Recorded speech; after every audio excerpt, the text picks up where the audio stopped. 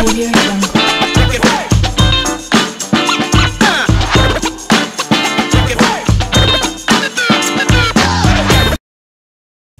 Salut tout le monde, j'espère que tout le monde va bien. C'est Lord Vendetta avec vous, on est jeudi aujourd'hui. C'est une vidéo statique. Je remercie tous mes abonnés Twitch, mes abonnés Patreon et mes abonnés YouTube. Force à vous la famille et je vous remercie pour votre support. Ok? Donc on commence les choses sérieuses sans trop perdre votre temps.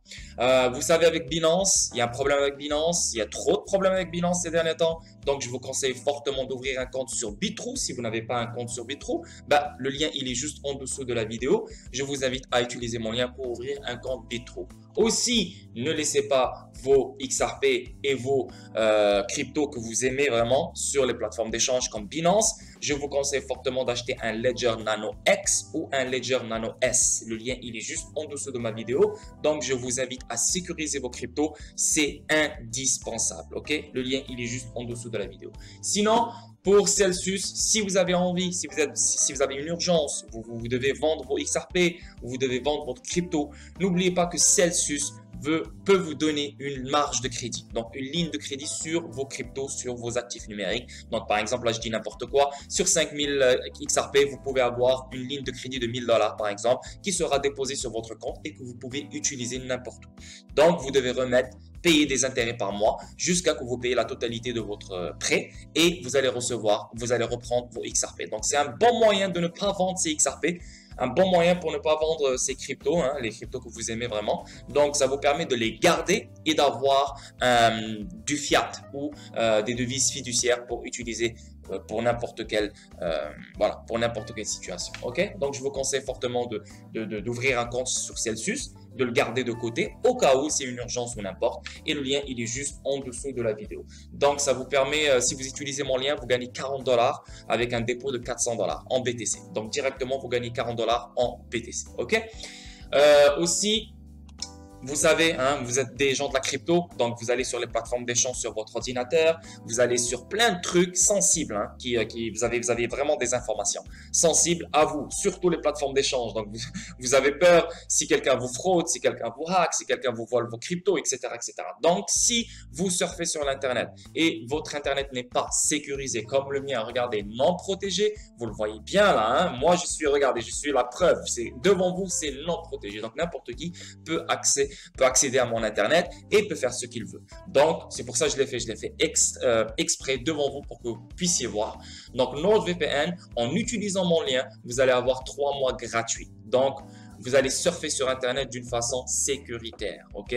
Vous allez être protégé. Vous allez avoir une adresse IP qui vient d'un autre pays. Donc, un hacker ne pourra jamais vous trouver, ok? Donc, voilà, ça c'est juste une petite liste des liens affiliés qui pourront vous aider, ok? Donc, on commence les choses sérieuses.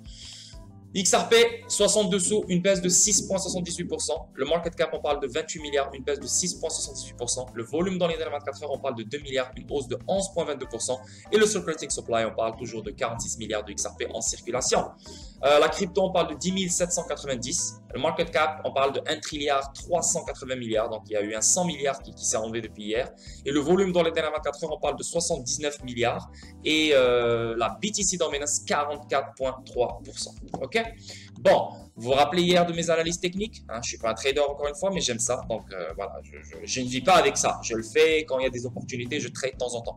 Mais je ne donne pas des cours, je ne suis pas un trader professionnel. Donc hier, je vous ai montré comme quoi on allait voir un bear flag. On l'a vu, bear flag, donc il est là et on le voit clairement qu'il a dedans.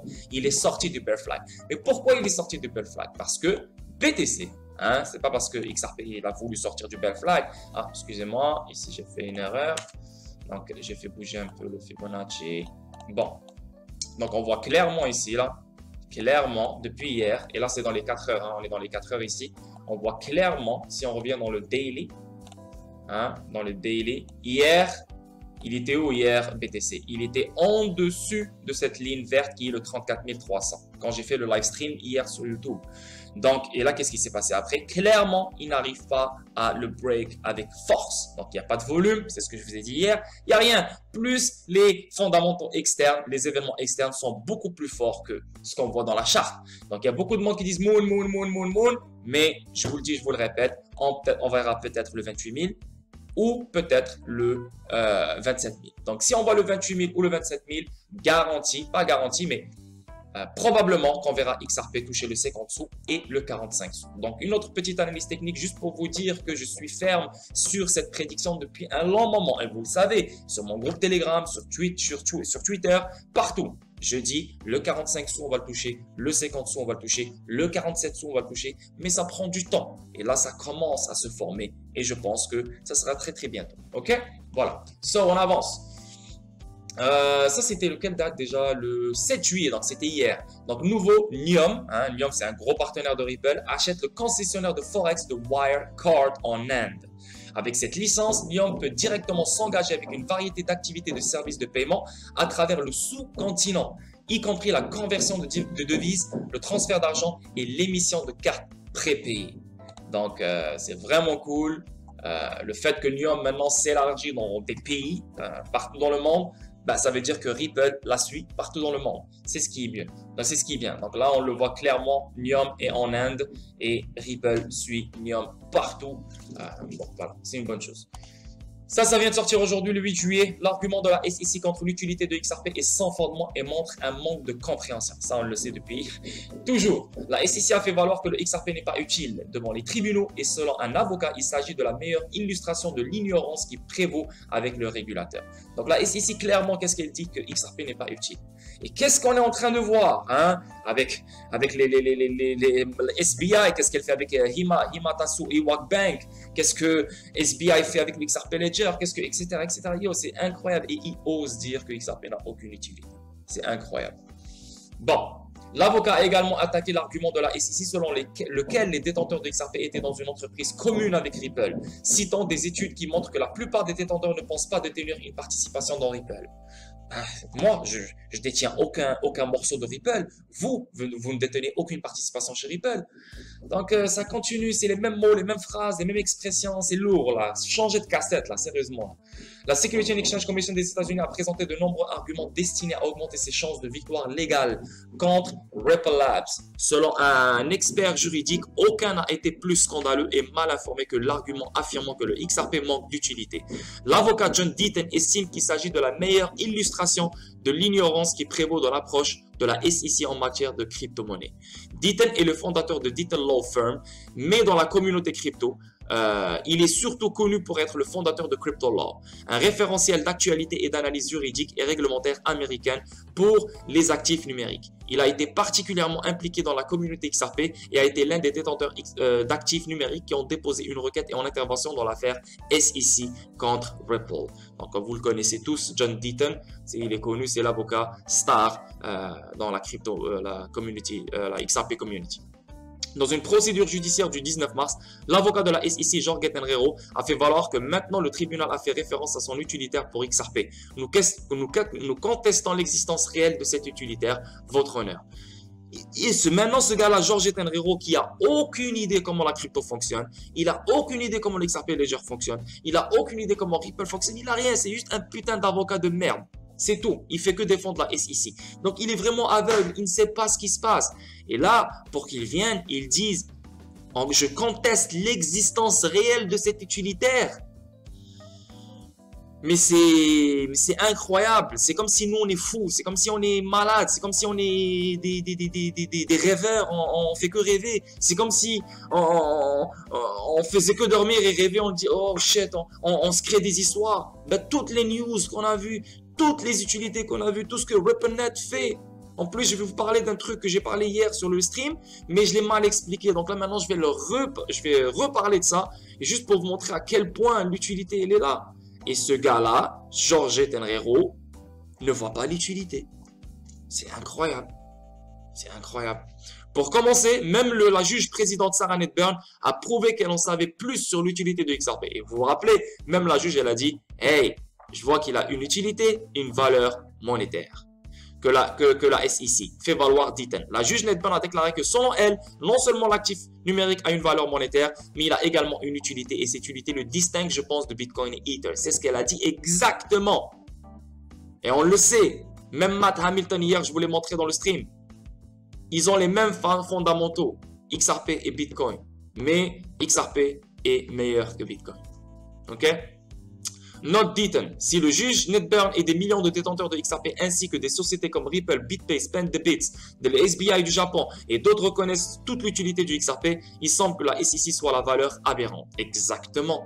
Toutes les agences du monde, même Forbes l'a dit, tout le monde avec FinCEN et DOJ, deux organisations gouvernementales, ont déclaré XRP comme quoi il a une utilité. Et c'est la seule agence. L'argument de la SEC contre le XRP n'a aucun sens. L'expert juridique a fait valoir que le XRP avait prouvé du fil des ans qu'il était utile. Sa nature open source permet à ses utilisateurs de payer pour des biens et des services sans avoir à compter sur Ripple de quelque manière que ce soit. Selon les données CryptoWork, il y a maintenant plus de 1300 entreprises acceptant la crypto pour les paiements. Ils vendent de l'hébergement web et d'autres services web au tourisme, aux jeux d'argent, au voyage, au divertissement et plus encore. Deaton affirme avoir été contacté par plus de 19 000 détenteurs de XRP du monde entier, dont beaucoup reçoivent des chèques de paie en XRP. Des chèques de paie en XRP et utilisent des cartes de débit alimentées par XRP pour faire leurs courses et payer l'essence. Ces personnes ne sont pas en entreprise commune avec Ripple, malgré les affirmations de la SEC. L'avocat a en outre cité un sondage de Status Crypto dans lequel plus de 90% des 4000 personnes interrogées ont déclaré que simplement parce qu'elles possèdent la crypto, elles ne pensent pas détenir une participation dans Ripple. On le sait tous, juste toi, regarde-toi, pose-toi la question. Est-ce que quand tu achètes XRP, est-ce que tu détiens une participation de Ripple? Non. Donc si toi tu dis non, bah imagine combien de milliers de personnes disent non. L'argument de la SEC selon lequel il n'y a pas de XRP sans Ripple n'est pas seulement erroné. Cela n'a aucun sens. Pour de nombreux détenteurs de XRP, le procès de la SEC était la première fois qu'ils entendaient parler de Ripple, laissant beaucoup d'entre nous se demander qu'est-ce que Ripple. Donc oui, parce qu'il y a beaucoup de nouveaux qui ils sont partis acheter XRP, mais il y a beaucoup de monde qui n'ont fait aucunement de recherche. Donc XRP vient de où, blablabla, blablabla. Donc oui, c'est vrai, il y a une panoplie de personnes, une majorité de personnes, vraiment un bon morceau de personnes, ils ne savent même pas c'est quoi Ripple. Ils connaissent XRP directement. Et ça prouve tout. Anyway, bref, ça c'est un article qui est sorti aujourd'hui. Donc tout ce qu'on a lu ici, on le sait. C'est pas quelque chose de nouveau, mais ça se répète, ça se répète, ça se répète. Et la SEC reste encore sur le point de comme quoi XRP n'a aucune utilité. Ok? Donc ça, c'est à garder en tête. Maintenant, ce truc-là, j'ai parlé de ça hier. Faire évoluer RippleNet pour un avenir symbolique. Mais ce que je voulais montrer hier, ce que je ne vous ai pas montré hier, parce que je l'ai découvert après le stream hier. Donc, je vais vous le montrer ici. Faut que je le trouve là d'abord. Attendez. Voilà, il est là. Donc ici, ça c'est un nouveau modèle. Donc moi, j'ai jamais vu ce modèle. Pourquoi? Qu'est-ce qu'on voit? On voit un sender receiver. Donc la personne qui envoie, la personne qui reçoit. Donc américaine, mexicaine. Ok? Ici, qu'est-ce qu'on voit ici? On voit un wallet. Ici, on voit un exchange, un échange. Avant, on avait le même modèle. Vous pouvez le trouver sur Google partout. On avait un échange ici aussi. Un échange. Donc, qu'est-ce que celui qui envoie? Il envoie les dollars dans l'échange. L'échange, il trade les dollars en XRP. L'XRP bouge dans l'XRP Ledger. Il arrive dans un autre échange. L'échange change le XRP en devise et la personne reçoit les devises qu'elle veut en mexicain, donc le pesos. Ok, donc le dollar américain qui se transforme en pesos en quelques secondes. Donc, c'est ce qu'on avait avant. Ok, maintenant, la donne a changé. C'est ce que je comprends. Là, on voit un wallet ici. Un wallet à la place d'un échange. Parce que, encore une fois, faites vos recherches et vous allez voir. On avait deux échanges ici. Donc, je viens de vous expliquer le mécanisme. Donc, un Américain envoie des dollars dans un échange comme Bitstamp, Bitso ou n'importe. L'échange fait le trade en XRP. XRP, il part en XRP Ledger. Il arrive encore dans un échange. L'échange fait le trade en XRP et en pesos. Et la personne reçoit les pesos. Maintenant, on voit un wallet ici. OK? Donc, ça change la donne. Ça change la donne et on appelle ça ODL 2.0. OK? Encore une fois, je n'ai pas les réponses à toutes les questions que vous avez en tête. Tout ce que je suis en train de vous montrer ici, que les choses changent ici. Il n'y a plus juste les paiements. Il n'y a pas juste les paiements. On le sait déjà. Maintenant, l'XRP Ledger, il s'améliore de plus en plus. Il devient beaucoup plus fort dans le sens que ce n'est pas juste les paiements. XRP touche beaucoup plus de sphères et non seulement les paiements. On parle de smart contract, on parle de DeFi, on parle. Donc là maintenant, dans RippleNet, on-demand liquidity sur RippleNet et ça vient de RippleSwell. On voit un wallet. Donc, XRP Wallet. Donc, qu'est-ce que moi je comprends? Je comprends que c'est un multi-chain wallet. Donc, c'est un super wallet, un super portefeuille qui permet aux banques, institutions financières, aux payment providers, à tous les membres qui existent sur RippleNet d'avoir un super wallet, un multi-chain wallet qui comprend non seulement les stablecoins, la crypto aussi et du fiat money, donc les devises fiduciaires. Donc, c'est un wallet qui regroupe tout ce qu'il faut et ce wallet va leur permettre d'envoyer des cryptos entre eux, entre les membres de RippleNet. Okay? Donc, non seulement ils peuvent envoyer des cryptos entre eux, donc non seulement des cryptos, mais des actifs numériques, donc la tokenisation. Hein? Donc, on a parlé de tokenisation hier avec RippleNet. Et on sait que le XRP Ledger va dans la tokenisation avec les NFT, etc. On a vu avec SPI, avec. Donc, si ils ont un wallet, donc ça veut dire qu'ils ne vont pas seulement hold la crypto et des stablecoins, ils vont hold aussi des actifs numériques qui se sont fait tokeniser. Donc, des lettres de crédit, des invoices, des factures, des bill of lading, n'importe quel document qui se fait tokeniser peut se faire holder dans ce portefeuille multi-chain qui a été mis, je pense, à mon avis, par Ripple. Donc, il y a des gens qui vont me dire, mais c'est Polysign. Polysign, c'est une plateforme de custody. Donc, c'est une plateforme qui va accueillir d'autres choses sur sa plateforme. C'est comme une base, comme le XRP Ledger. Mais là, on parle d'un wallet de custody. Donc, chaque membre de RippleNet aura un wallet propre à lui. OK? Chaque membre de RippleNet aura un wallet. Chaque membre. Donc, ça veut dire Santander, Mercury FX, Tranglo, etc., etc. Tous, un par un, auront ce genre de wallet. Et dans ce wallet, ils auront leur XRP, leur BTC, leur n'importe quoi qu'ils veulent, plus les actifs numériques qui sont tokenisés. Hein? Donc, Santander qui a fait une affaire avec, je sais pas moi, MOFG du Japon, hein? Donc ils ont un financement du commerce entre eux, ben, ils peuvent s'envoyer des actifs numériques, des documents tokenisés comme des factures, des lettres de crédit entre eux sur RippleNet. Comprenez? Donc là, ça change la donne. Pas mauvais, mais c'est incroyablement fou. Hein? Faut pas oublier aussi que Ripple elle offre une ligne de crédit. Donc non seulement ça va aider les membres de RippleNet d'avoir une meilleure communication et de s'envoyer des cryptos entre eux, mais ça va aussi changer le modèle des ventes de XRP que Ripple fait.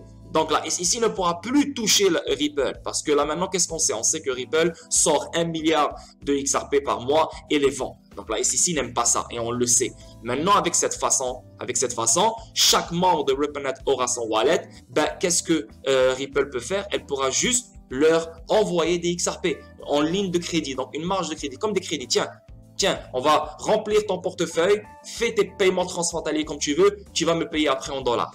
Tu comprends ce que je veux dire? Donc, ça va faciliter les choses, non seulement pour Ripple et pour les membres de RippleNet. Donc, ça, c'est juste un schéma, un petit résumé que je viens de vous faire. Mais là, on va le voir ensemble. Oh, shit. C'est fermé. Merde.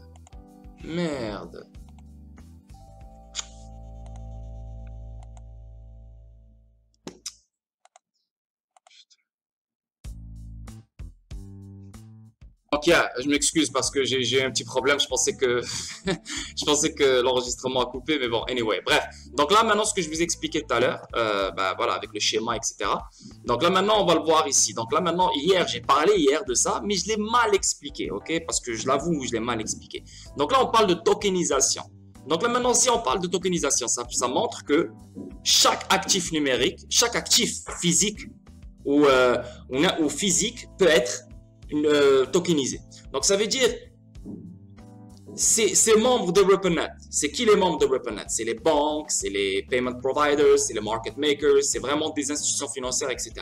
Le fait qu'ils sont dans RippleNet, ça veut dire quoi? Ça veut dire qu'il y a une meilleure communication, ils peuvent communiquer entre eux, ils n'ont plus besoin de prendre un avion pour aller chez l'autre, etc. Donc directement sur un écosystème, sur un logiciel, ils peuvent tous communiquer entre eux, faire des transactions entre eux, faire des paiements transfrontaliers entre eux, tranquille, normal, ça on le sait depuis toujours.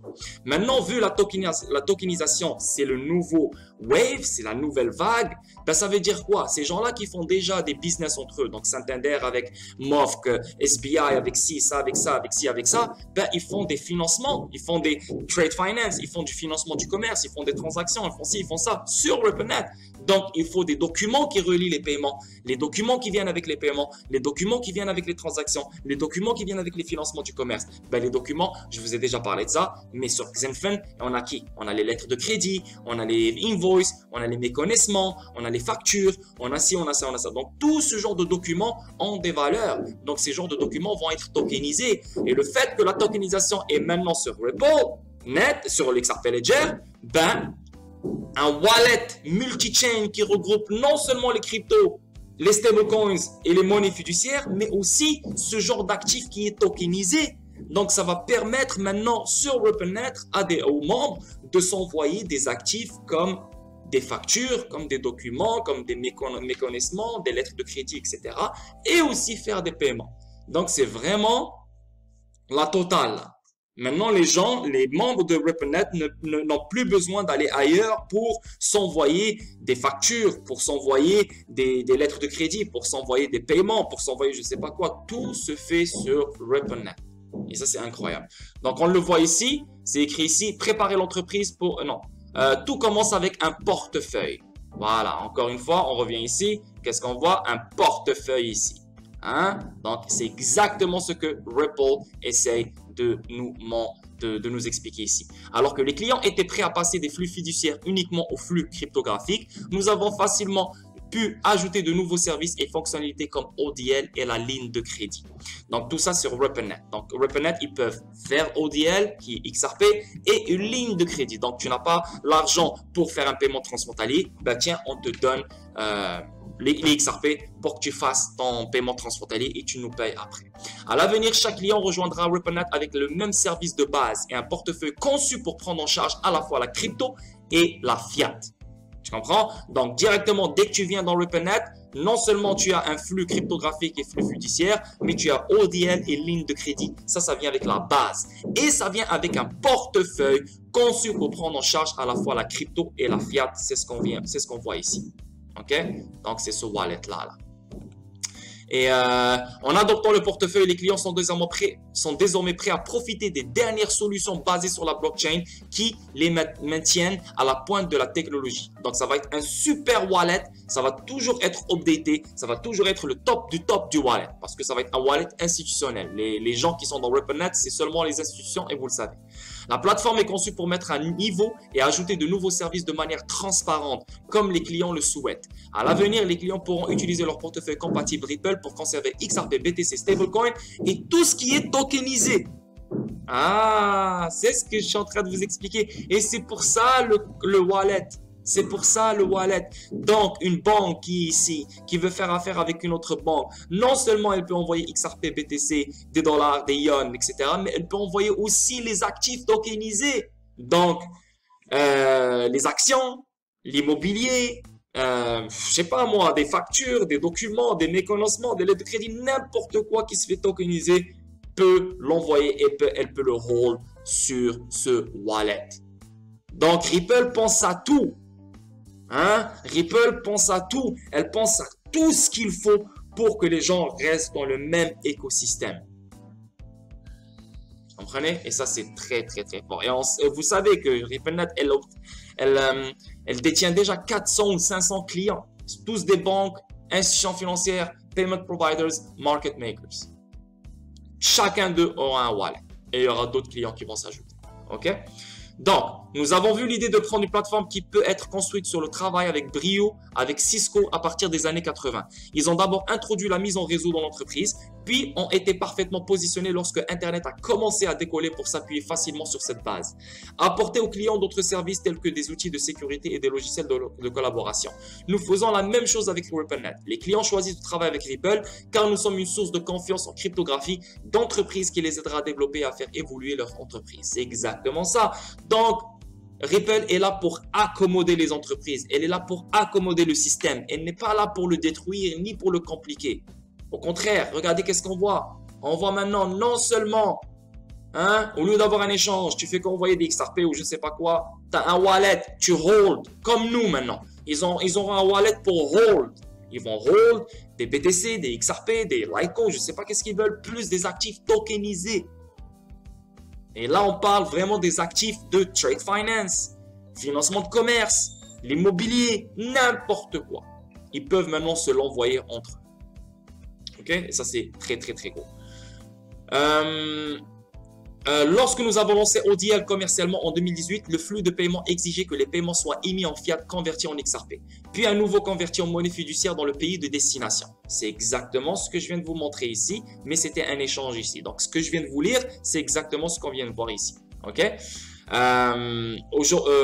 Puis, au fil des ans, nous avons affiné l'ODL, donc ODL 2.0, rationalisant le produit pour améliorer l'efficacité et l'expérience. Aujourd'hui, les clients ODL peuvent envoyer du XRP pour les paiements transfrontaliers directement via un portefeuille crypto.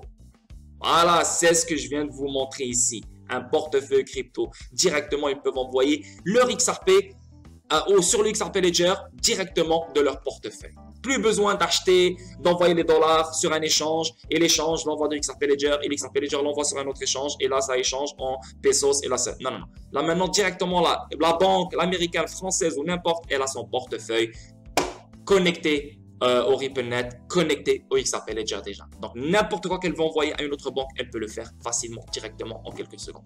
Ça c'est incroyable. Vraiment c'est incroyable. Incroyable.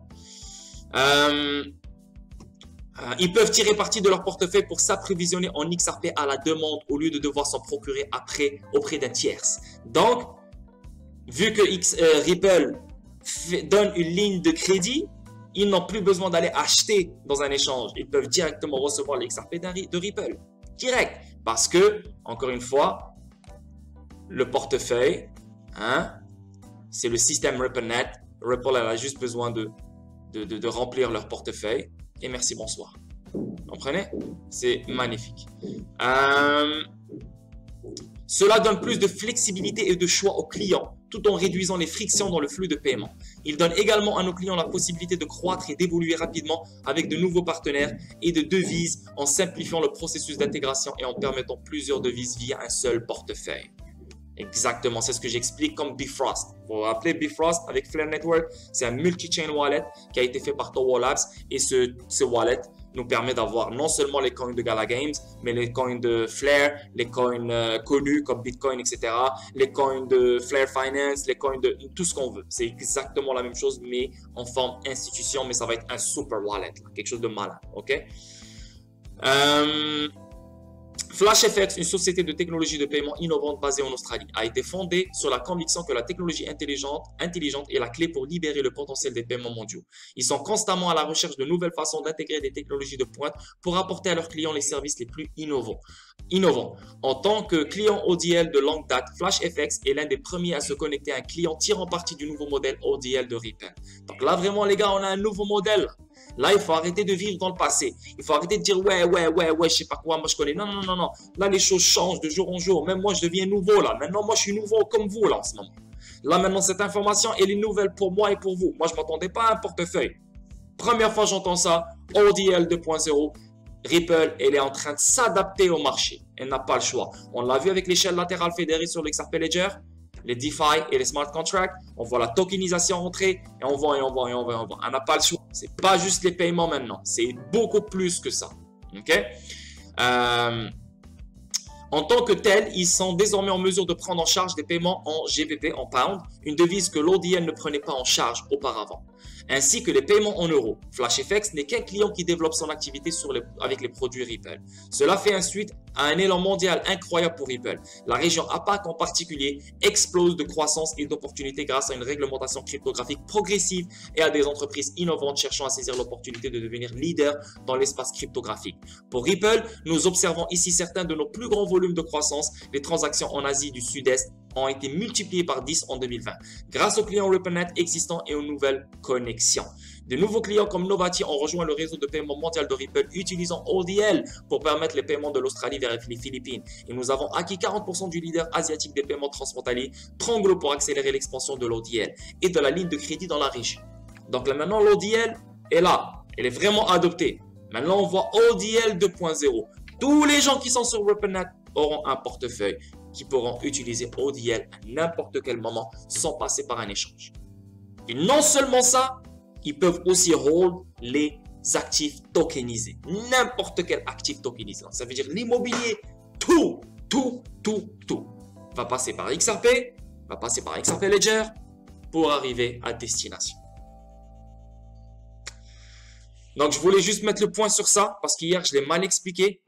C'était un 2h30 de live stream. Là, je pense que je l'ai bien expliqué et je vous ai même montré le schéma.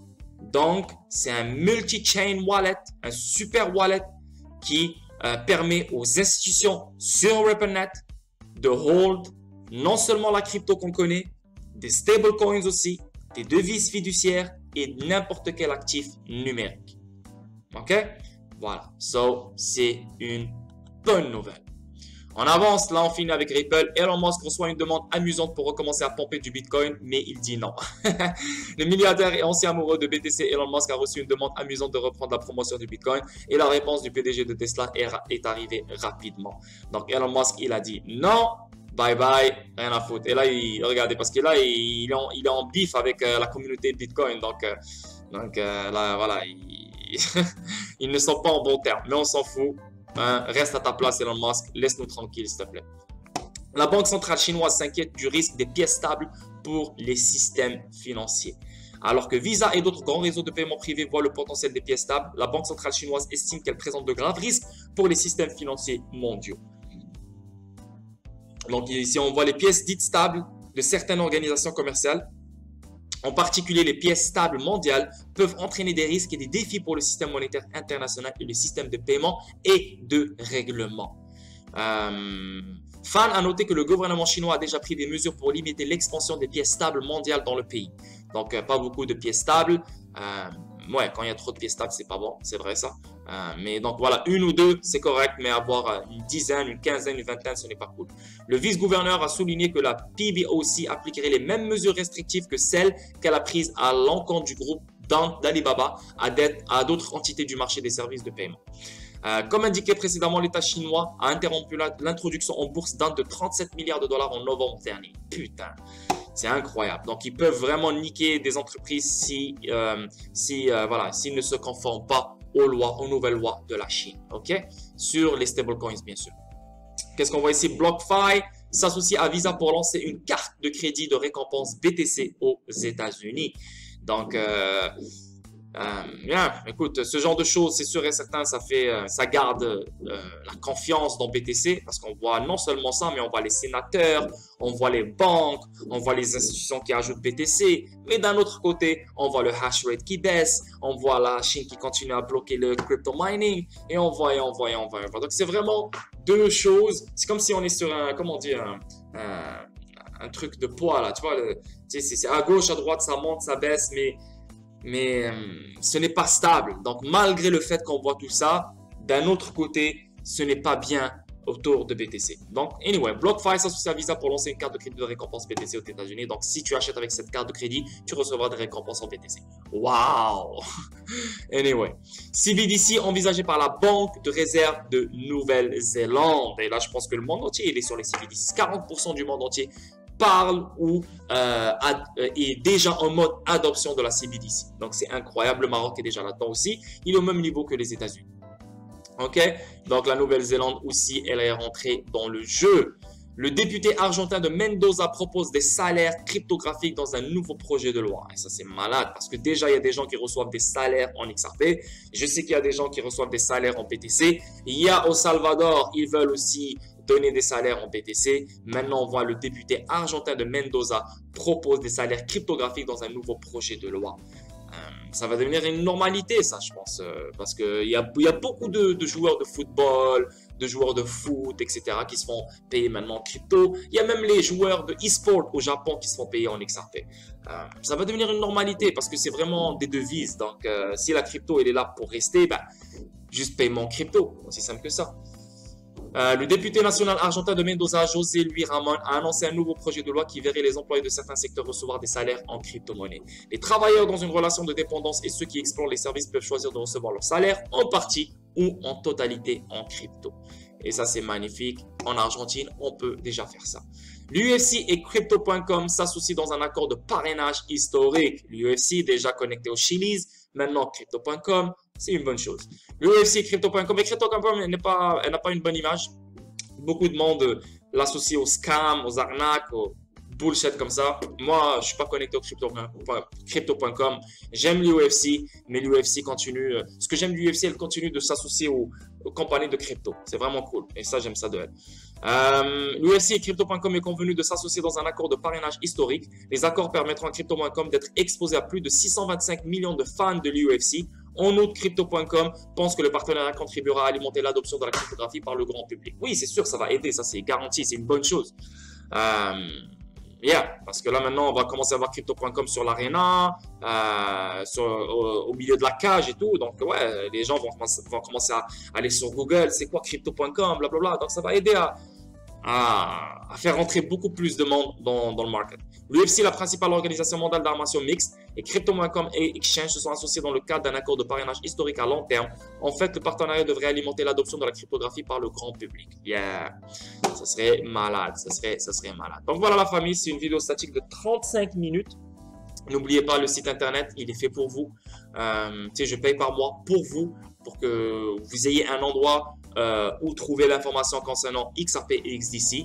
Donc, à chaque jour, je mets des nouveaux articles dessus. Donc, je vous invite à le partager entre votre membre de famille, vos amis, n'importe où. À le partager sur Twitter, Facebook, Instagram, n'importe où, comme vous voulez. Utilisez-le, partagez-le parce qu'il est fait pour vous. Donc, au lieu de perdre votre temps, moi, je perds le temps. OK? Donc, voilà la famille, c'est une vidéo statique. Demain, ce sera un live stream sur Twitch. On va parler de XDC, Contour. On va parler de plein de petites choses différentes qui vont vous faire plaisir. Et c'est une bonne éducation. Donc, je vous vois demain, live stream à 18h. Non, qu'est-ce que je dis? C'est une heure de décalage. Donc, 19h pour moi, donc 20h chez vous. Donc, 20h, heure française, live stream sur Twitch. OK? So, n'oubliez pas, Bitrue, oubliez Binance, ouvrez un compte sur Bitrue, le lien il est juste en dessous de la vidéo. Ledger, sécurisez vos XRP, le lien il est juste en dessous de la vidéo. Si vous voulez une marge de crédit sur vos actifs numériques, Celsius, le lien il est juste en dessous de ma vidéo. Vous gagnez 40 $ sur un dépôt de 400 $. Et NordVPN, vous gagnez 3 mois gratuits en cliquant sur mon lien. Ça va sécuriser votre navigation internet et regardez la mienne, elle est non protégée. Donc n'importe qui peut accéder à ma connexion. Ok la famille? Donc je vous souhaite un merveilleux jeudi après-midi, jeudi matin, jeudi soir. Prenez soin de vous. Bye bye.